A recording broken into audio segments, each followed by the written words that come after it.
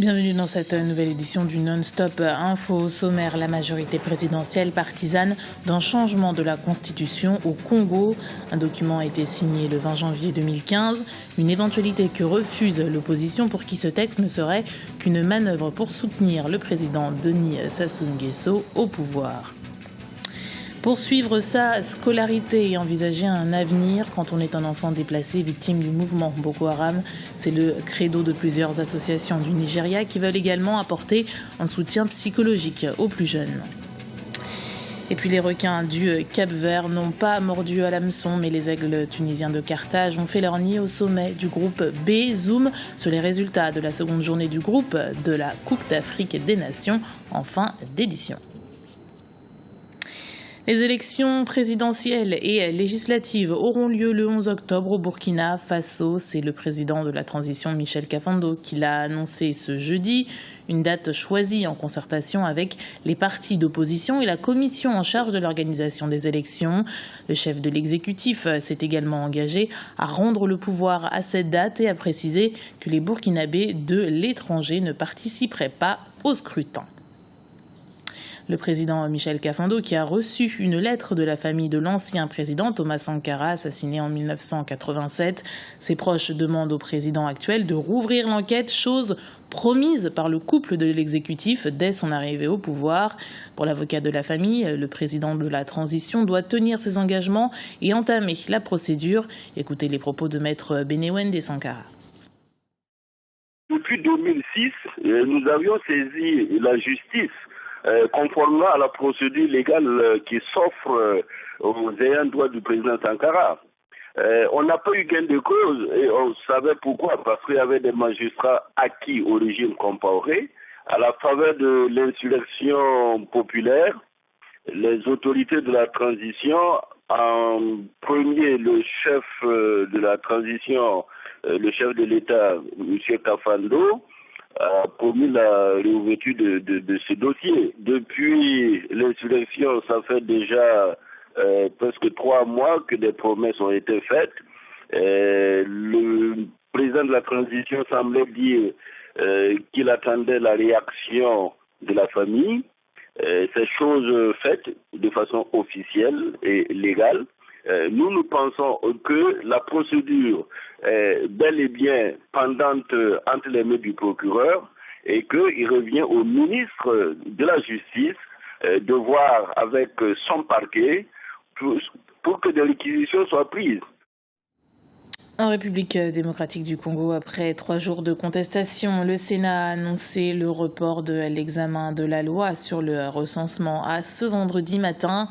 Le quartier autour de la Chambre haute a été bouclé. Les sénateurs pourront adopter le texte en l'état ou le modifier. S'ils choisissent la seconde option, une commission mixte de sénateurs et de députés devra trouver un consensus avant que la loi ne soit examinée une nouvelle fois devant l'Assemblée nationale. À noter qu'après 48 heures d'interruption, le réseau Internet fixe est de nouveau disponible dans la capitale Kinshasa. Le débat sur le changement ou non de la Constitution du 20 janvier 2002 continue à animer la classe politique congolaise. Pour célébrer les 13 ans de son adoption, partis politiques de la majorité présidentielle, associations et certaines personnalités ont signé mardi 20 janvier une déclaration dans laquelle ils appellent au changement de la loi fondamentale. Une démarche rejetée par l'opposition et certains partis de la majorité présidentielle. Les explications de notre correspondant Prince Bafolo. Changer la constitution du Congo, l'idée est avalisée dans cette déclaration signée par des partis politiques de la majorité présidentielle, associations et personnalités du monde politique. Ce document a été signé le 20 janvier dernier au Palais des Congrès de Brazzaville, soit 13 ans jour pour jour après l'adoption de la loi fondamentale en 2002. Soucieux de préserver le processus irréversible de la démocratie en République du Congo, de renforcer le principe de séparation des institutions, de maintenir les acquis de paix et de développement et de garantir aux générations futures la protection de l'environnement. Grands absents de cette cérémonie, le MCDDI, le RDR, le RDD, le RC, le RDPS, le MUST ou le MSD, tous membres de la majorité. Certains de ces partis disent non au changement de la Constitution, tout comme les partis de l'opposition qui dénonce une manœuvre pour reconduire le président Sassou, qui ne peut se présenter en 2016, selon la constitution actuelle. Le changement envisagé n'est pas à concevoir en rapport avec un homme ou en considération des intérêts privés égoïstes, mais est le fruit d'une vraie théorisation de l'intérêt général. Le 31 décembre dernier, le Parti congolais du travail, parti au pouvoir, appelait au dialogue pour le changement de la Constitution. La réponse de l'opposition est sans équivoque. Nous ne participerons à aucun dialogue sur la question, puisqu'il n'y a pas de débat. Il y a une Constitution qui a été votée. Nous demandons simplement au PCT et au Président de la République d'appliquer la Constitution. Si débat il y a, je l'ai dit et nous l'avons dit, ce débat ne peut porter exclusivement que sur le système électoral congolais, une fois de plus, qui est le pire de tous les systèmes en Afrique aujourd'hui. Dans son adresse à la nation le 31 décembre dernier, le président de la République rappelait que si besoin est, cette question sera tranchée par le peuple. Le quartier de Soweto, en Afrique du Sud, sous tension depuis qu'un adolescent y a été tué par un commerçant d'origine étrangère. Le jeune de 14 ans tentait de voler des articles quand il a été abattu. Plusieurs manifestations se sont ensuite formées et une quarantaine de commerces tenus par des Éthiopiens, des Somaliens ou encore des Pakistanais ont été pris pour cible. Certains observateurs craignent une recrudescence d'attaques xénophobes comme cela avait été le cas en 2008. Plus de 60 personnes avaient alors trouvé la mort. Écoutez. La non-réactivité des autorités sud-africaines face à cette nouvelle flambée de violence à Soweto contre les étrangers traduit l'impasse des politiques économiques et sociales qui ont été menées ces dernières années par les autorités sud-africaines. Elles n'ont pas su régler le problème majeur du chômage des jeunes et de leur déclassement social. Et pour peu que les étrangers qui arrivent, qui créent des entreprises qui leur semblent une forme de réussite et qu'il y a un incident, ça génère aussitôt. Et donc, oui, il y a là une manière vraiment de puissance des autorités sud-africaines, non seulement à résorber la question de la violence sociale, de la délinquance et en même temps la question de l'emploi des Sud-Africains, ça débouche sur ce genre de scène. Au Nigeria, depuis l'insurrection du mouvement Boko Haram, les enfants déplacés ont pris refuge dans des camps de fortune des localités voisines. L'éducation de ces jeunes est assurée par des volontaires. Loin de leur famille et de leurs amis, ils tentent alors de revenir à une vie normale avec les études en ligne de mire. Idlet Bissou. Au nord du Nigeria, les enfants déplacés par les attaques de la secte islamique Boko Haram se battent au quotidien pour poursuivre leurs études.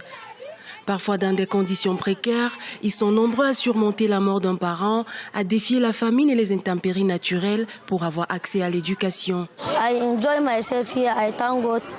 Je me plais bien ici, je remercie Dieu.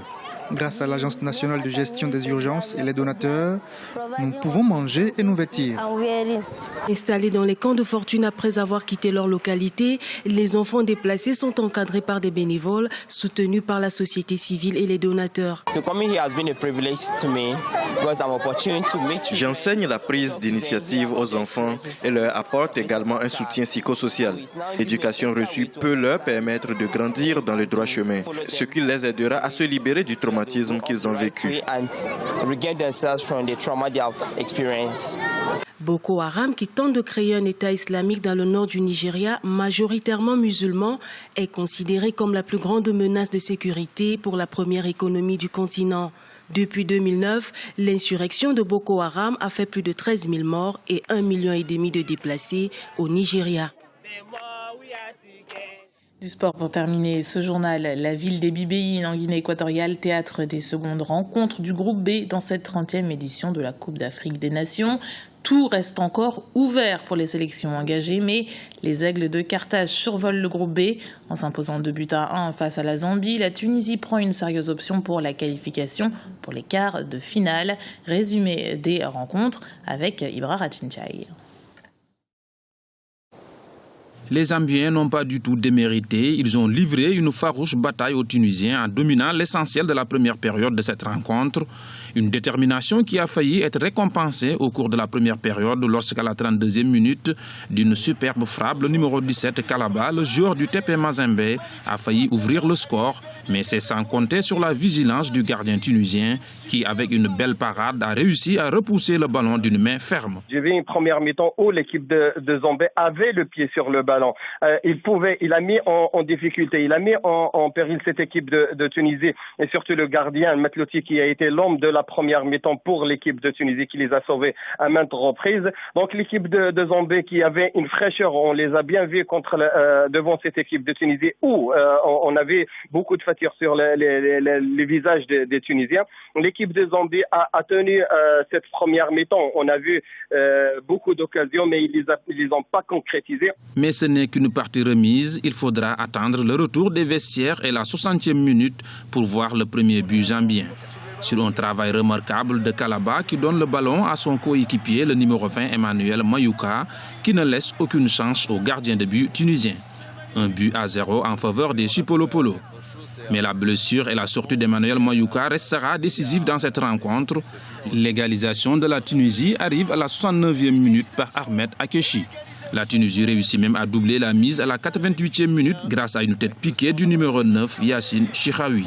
Grâce à son réalisme, la Tunisie remporte sa première victoire dans cette compétition. L'équipe de Tunisie a pu quand même avec son expérience, rappelez-vous qu'il était classé tout simplement première dans son groupe devant l'équipe du Sénégal. Et les 20 dernières minutes, on a vu un autre visage de l'équipe de Tunisie qui a repris les choses en main. Il a pu égaliser d'une balle arrêtée et puis la délivrance est venue d'un centre de l'Msakni pour l'homme par qui tout peut passer du côté de la Tunisie.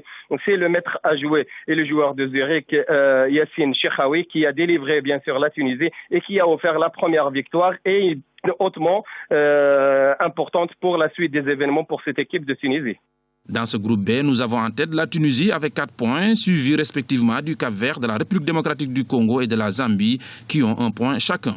Sans doute, le résultat de la rencontre entre les requins bleus du Cap-Vert et la République démocratique du Congo, prévu ce jeudi à 20h GMT, sera décisif pour permettre aux amoureux du ballon rond d'y voir un peu plus clair dans ce groupe B. La Zambie devra battre à tout prix le Cap-Vert pour espérer atteindre les quarts de finale. La 8e journée de ce groupe B se jouera ce lundi. C'était le journal de la rédaction. Merci de l'avoir suivi. Retrouvez dans un instant une nouvelle édition du Non-Stop Info sur Africa 24.